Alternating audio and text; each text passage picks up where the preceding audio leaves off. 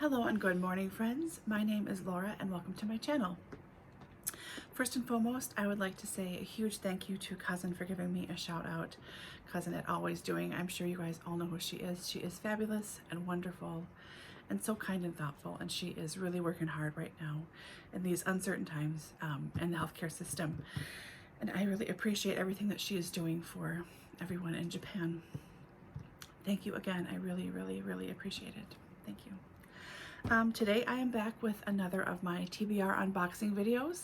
This is the 5th, I believe, doesn't matter. This is for authors G and H. So I have not looked in these bins in at least a year probably, unless I was just searching for a particular book or I was putting something in there to store, which doesn't happen that often. So I don't really remember what's in here at all. This is a larger box and it is a clear box, so I can see some of what's in here, but I can tell you right now I've already forgotten the spines that I have seen. So I'm going to start with everything on top here, which is mass market, so I can read them all right now. So let's just get this rolling and see what's in here. I would like to be able to get rid of a few. That seems highly unlikely given my track record and, well, the fact that it's me, but you know, we'll see. So first up, Stardust by Neil Gaiman. I saw the movie a long time ago before I really realized that Neil Gaiman was an author, which is really dumb because one of my friends is obsessed with the Sandman series and has been for a long time. Just never occurred to me, so I'm going to keep this. And then I have Lady of Quality by Georgette Heyer. Of course I'm keeping. I've only read a couple of hers, but I did like it a lot. And this is a nice vintage paperback in really good shape, actually, considering it's from probably the 60s or 70s, so keeping it. This is The Amazing Mrs. Polifax by Dorothy Gilman, which I believe is the first in the Mrs. Polifax series. So of course I am keeping it. Plus look how little. See, no space at all. It would be ridiculous to get rid of that little one. Alfred Hitchcock presents Stories to be Read with the Door Locked, Volume 1. Creepy. Keeping it. The Wizard's Ward by Deborah Hale. This was a recommendation from somewhere online a few years ago, and I wish I could remember where.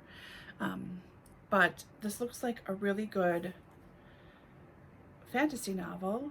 She has a wizard guardian that tells her that she is to be queen, but first she must find and unite their country's legendary waiting king in order to overthrow the enemy occupation. So she has an ally and an outlaw, and I don't know if she gets into the outlaw or not and what happens with the queen, or if she becomes queen or whatever, but sounds like a fun adventure tale. Could be nice and distracting in these uncertain times. Then we have Thomas Hardy, Far from the Madding Crowd. I love Thomas Hardy a lot. The first book of his I read is Jude the Obscure, which is, I believe, his latest novel. And I have to say, I don't necessarily recommend that you start there just because it is so effing bleak. It is not a happy novel, but the writing is so wonderful and gorgeous. And I mean, I couldn't stop reading it. But that's not this book. Sorry. I have not seen any adaptation of this story. I started watching the one, was it with Catherine Zeta-Jones, that was adaptation from the 90s or something? I started watching that and then I realized, oh no, I haven't read this yet, and stopped. So, of course, I will be reading this and keeping it. And then another Hardy, The Mayor of Casterbridge. Same thing. Have never read it, never seen an adaptation, but I will, of course, be reading this guy at some point in future. Okay, another Georgette Heyer. This is Frederica. So yeah, keeping it. A is for Alibi by Sue Grafton. This is a series, I know Greg from Supposedly Fun, who I will try to remember to link below. He has been reading these slowly again because he liked the series a lot too. My mom is, and always has been, is and always has been a huge mystery reader. I mean, almost exclusively mysteries is what she was reading until I started to push books on her. So I've grown up with her reading this series, and it is past time that I start. So, and I like that they're in the 80s, so it's before technology and stuff, you know, kind of nice too. Okay, this is The Devil's Disciple by Shiro Hamao.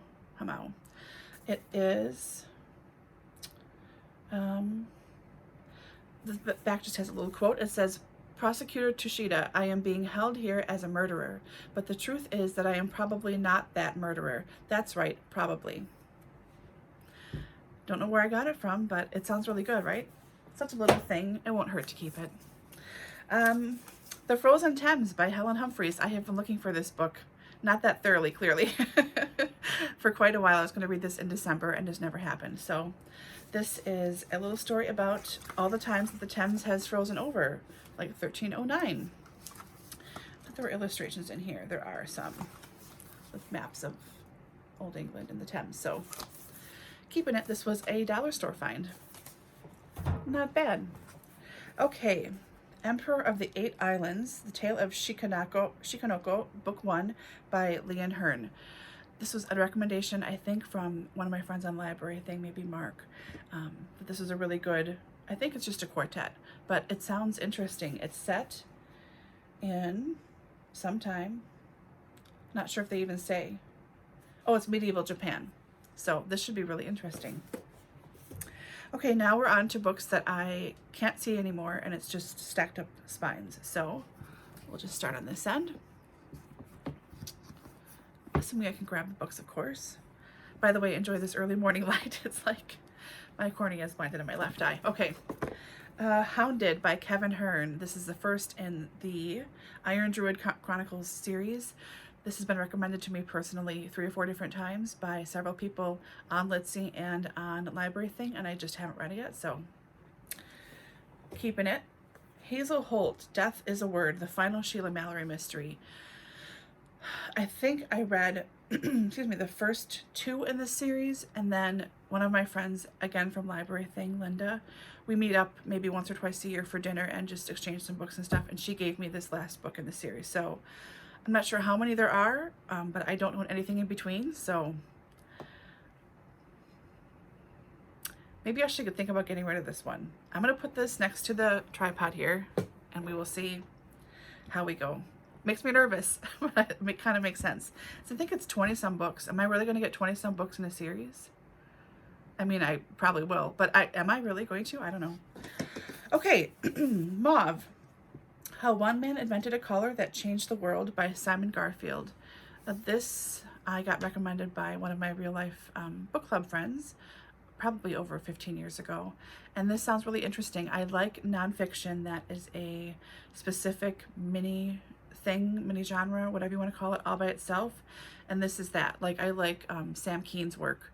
I liked, is it The Chemist's Spoon? I have The Violinist's Thumb on my shelf up there. I haven't read that one yet, but I like little mini things. And Mark Kurlansky, his biography about salt and about cod, those are really interesting too. So hopefully this will be thinner, but in the same kind of vein. Of course I'm keeping it. Okay, Ruby Red by Kirsten Gear. This is YA. She's main character is 16, exclusive London neighborhood. She's got some mysteries. She has a best friend. Oh, she takes sudden, uncontrolled leaps into the past. So it's something with time travel. I'm all about time travel, so I'm going to give this a shot. I should make another pile. Executive decision. I'm making another pile of books to try, and if I don't like them, I'm going to keep them moving. So that will be on this side of the tripod. Okay, Jane Gardam, Crusoe's Daughter.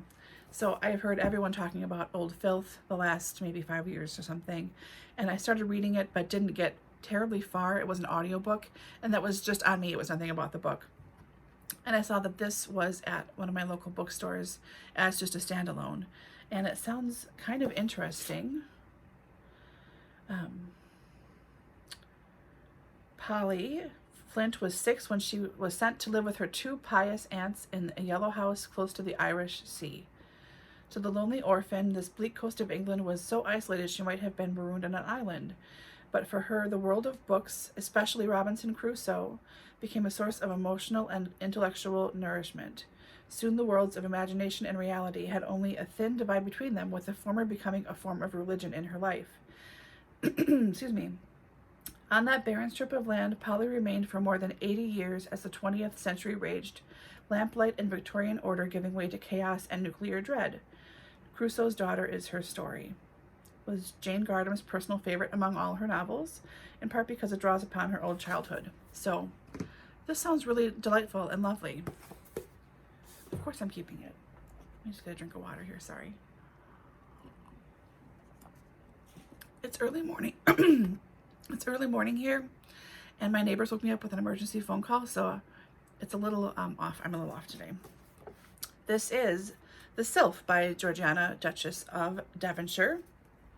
This is her fictional novel. I don't know if novel and letters, so it's going to be good. You know me, I love epistolaries.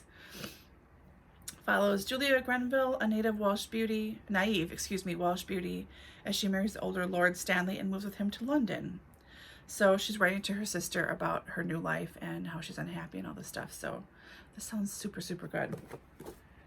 And anything to do with Georgiana, Duchess of Devonshire, thank you to the Duchess, the movie The Duchess, I am like super all about.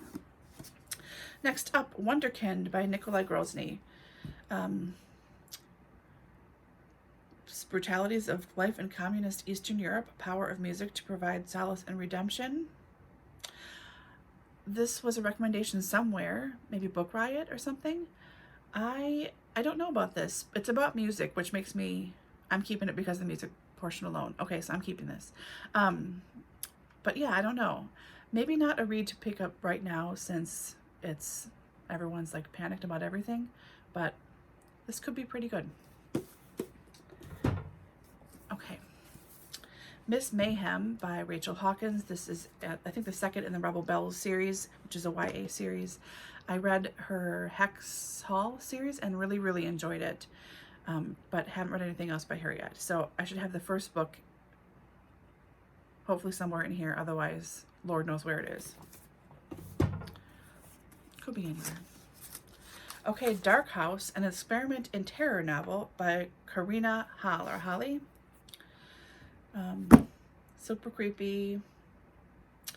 Has to be the first book in many years to make me glad to be reading during the day. It was creepy, exciting, hilarious, and downright one of the most entertaining books that made me want to hug my pillow. I can't even sum it up. This main character is dealing with a quarter-life crisis and post-college syndrome. She sees ghosts.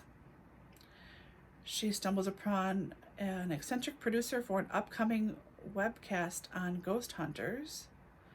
She's drawn into the world that threatens her life and seduces her with a sense of importance. Her uncle's haunted lighthouse provides the perfect catalyst and backdrop for a mystery. Sounds pretty good. Who knows? Blue Arabesque, A Search for the Sublime by Patricia Hampel. So this is about Patricia Hampel. This is nonfiction. She sort of fell in love with a Matisse painting at the Art Institute in Chicago, which is, I believe, this on the cover here. Here's part of it onto the back too, if you can see the lady's face. So she decides to find out who this woman was and follow her life, travel around France and everything. Interesting. Books about art and stuff are really, really interesting. Everything's interesting. Okay, a novel, The Jewel Trader of Pegu by Jeffrey Hanover. This is an ARC, Advanced Reader's Copy. See, I don't know what year this is from. I could have gotten it from when I went to the library. Nope, earlier than that. I don't know. A man of honor far from the familiarities of home and family. A lonely young woman marked by tragedy. A lush, exotic land defined by beauty and danger. Adventure, treasure, and forbidden love are interwoven in this stirring and original debut novel set in the 16th century Southeast Asia. Sounds good. Keeping it. The Confessions of Francis Godwin by Robert Hellinga. This won the Society of Midlands Author Award, the most famous award there is for books. It's a fictional memoir about a high school Latin teacher Admits to transgressions that mar her otherwise upstanding life, starting with her affair with Paul, whom she later married. Paul is dead. She's retired. She thinks her story is over, but of course it's not. So, I don't know. It sounds kind of interesting. And it looks like it's set in Italy, just by the cover.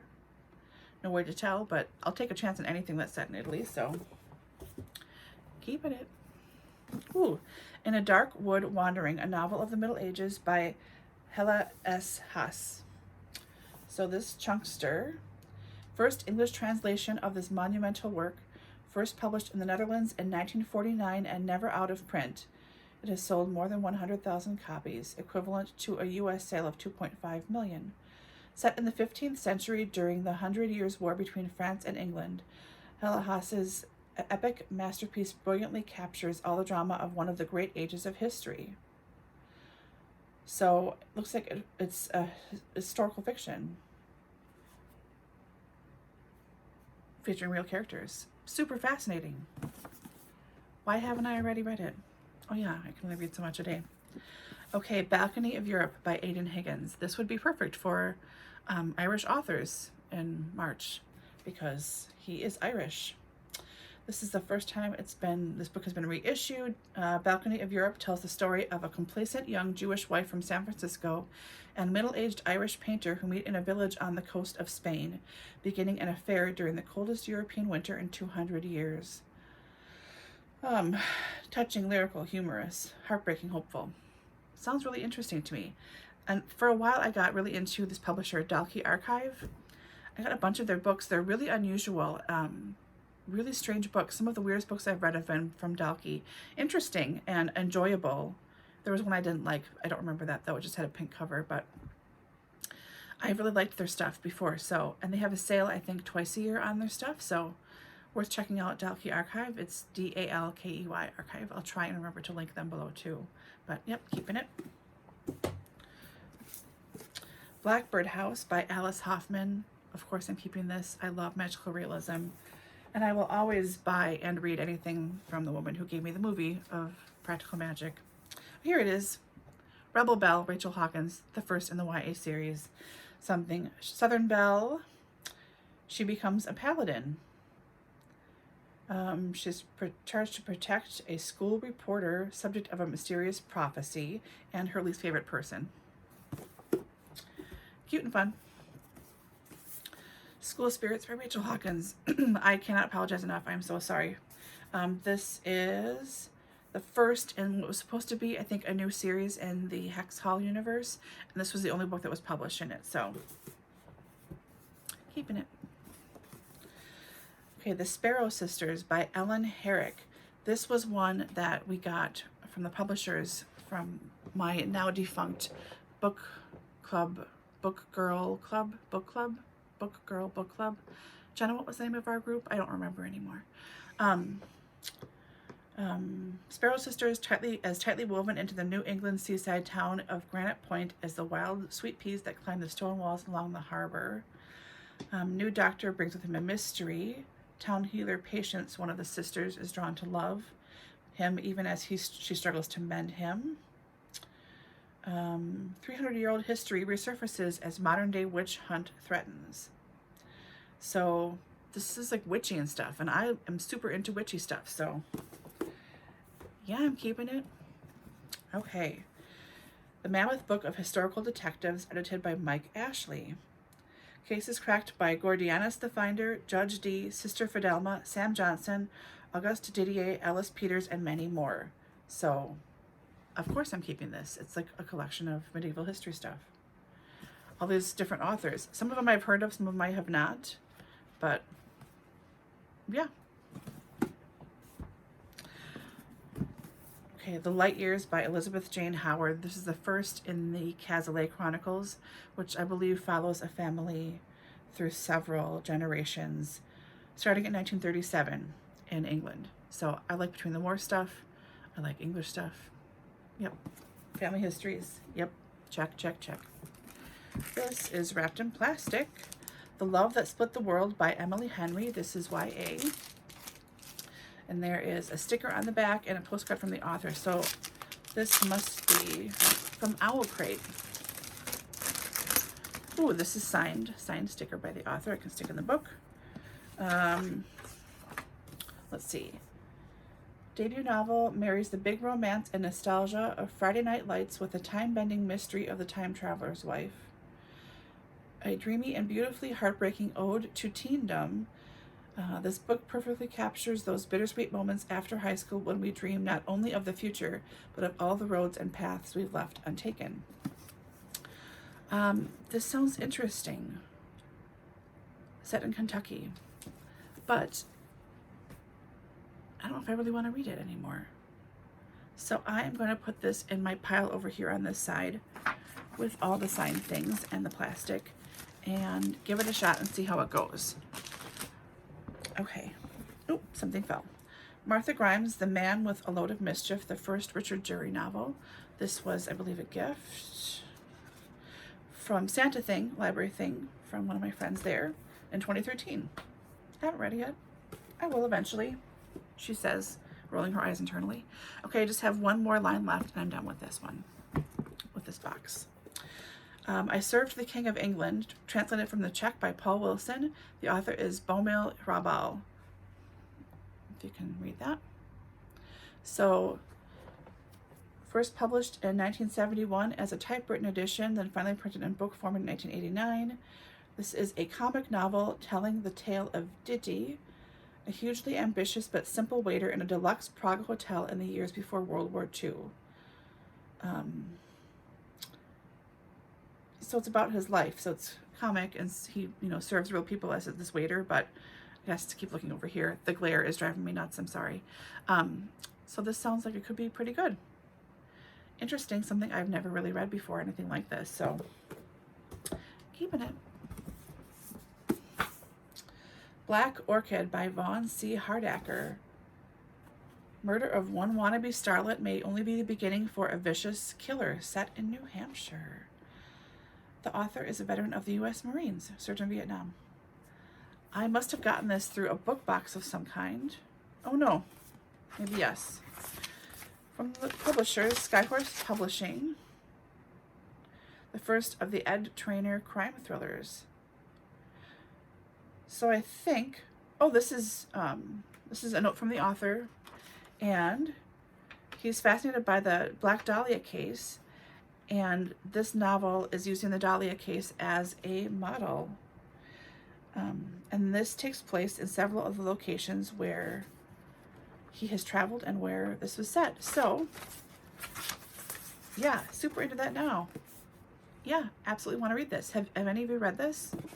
It's probably been out for 5 or 6 years, if not more. So, yeah, good thriller. The End of Absence, Reclaiming What We've Lost in a World of Constant Connection by Michael Harris. This was from my days working at the library.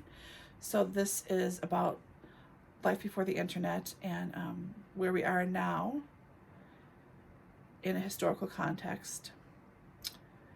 And yeah, it's about a whole bunch of stuff. This is a lot on the back here. It's full of words. Imagine that, a book full of words. This should be interesting. I think I will put this in my try it pile. I like this idea a lot, and I am nostalgic for the time of my youth, not just because it was my youth, but because technology wasn't everywhere. I love technology, it's great, but you know what I mean. You understand. Beau at Ballard Creek by Kirkpatrick Hill. This is set in Alaska, if I'm not mistaken. Yep. She was set for a lonely Alaska orphanage when she won the hearts of 2 tough gold miners who set out to raise her, enthusiastically helped by the other miners, the Good Time Girls, and all the kind people of the nearby Eskimo village on the Keokuk River. So she learns Eskimo and English, helps in the cook shack, learns to polka, that's exciting, rides along with Big Annie and her dog team. So this is a story of a little girl just growing up in the gold rush in Alaska. And my uncle, who passed away a couple of years ago, lived in Alaska for most of his life in the 60s. Starting in the 60s, he lived up there till he passed away. So I like stuff to do with Alaska, and this is going to be something I can handle right now without getting emotional about. Like most Alaskan things, because this is before his time, and it deals with Eskimos, and yeah, it's, sorry, I can read this book. Keeping it. Okay, Catherine Howe, Conversion, which is set in senior year of a high school, creepy and gripping novel. Challenges teenage girls to face through history. I think, correct me if I'm wrong here, if someone has read this, that this is about witches and a witch hunt or something, which makes me want to read it because I like witches. Oh, here. Yeah. Set in the town of Danvers, which was once Salem Village, where another group of girls suffered from bizarre epidemics, seizures, body vibrations, coughing fits. So it's like when the witch trials happen in Salem, it's the same kind of thing happening now in a high school, girls' high school. So it sounds good. Two on a Tower by Thomas Hardy. I must have gotten this from Voyager Books in Milwaukee, a map of Wessex with a lovely discarded thing pulled off, but I always like maps and books. This 1964. Yeah, I'm not sure what this is about at all, but it's Thomas Hardy, so I'm keeping it. And it's a cool hardback too, you can't go wrong with that. Far from the Madding Crowd, Thomas Hardy. This is my second edition. This is obviously the Barnes Noble edition. That means I should get rid of one or the other of these. This has notes, but that's a cool vintage copy.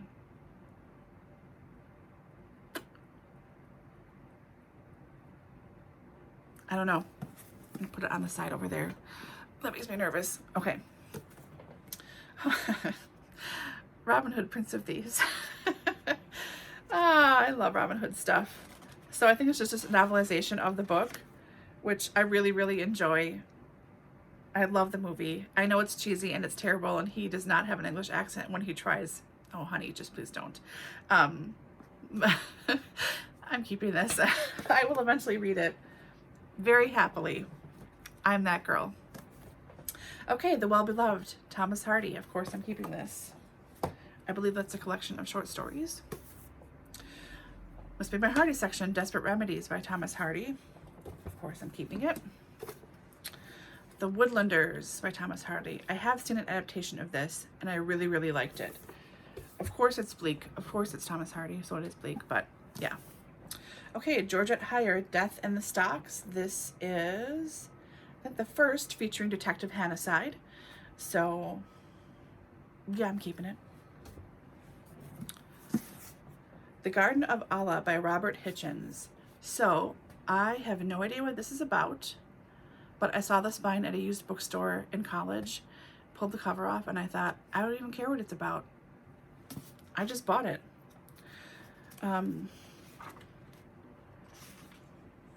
1934. I have no clue what it's about, not even a little bit. There's no description anywhere, but I like the cover, so I'm keeping it. That's a great reason to keep something, isn't it? Just for looks. Okay, The Nonsuch, Georgette Heyer. Keeping it. And The Foundling, also keeping it. Also by Georgette Heyer. A Murder for Her Majesty by Beth Hilgartner. This is, I believe, middle grade fiction. Okay. Having witnessed the murder of her father, Alice Tuckfield flees to York in search of a family friend. This is from the School Library Journal, Starred Review. The suspense in Hilgartner's gripping mystery is balanced by the fascinating details of daily life at the York Minster during the Elizabethan era. This page-turner will attract readers and may even entice some to go on to read other historical novels. Golden Pen Award winner in 1987. Should be good. Mythical Wood by Robert Holdstock. Keeping it. Swing, a mystery by Rupert Holmes, which includes a CD of Big Band extras. You know I'm keeping that. 2 more. Basil's Dream by Christina Hale.